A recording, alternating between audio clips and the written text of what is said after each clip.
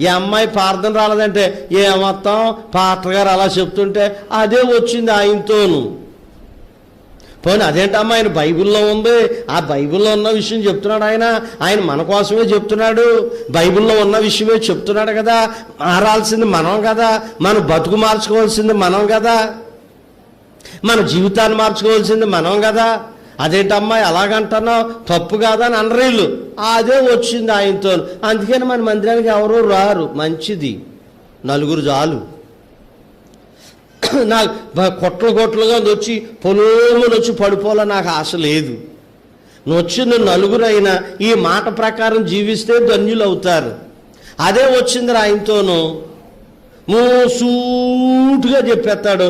ఇందులో సూటుగానే ఉంది, వంకర టెంకరగా లేదు ఇందులోను, మసుపూసి మారిడిగా చేయమని లేదు ఇందులోను.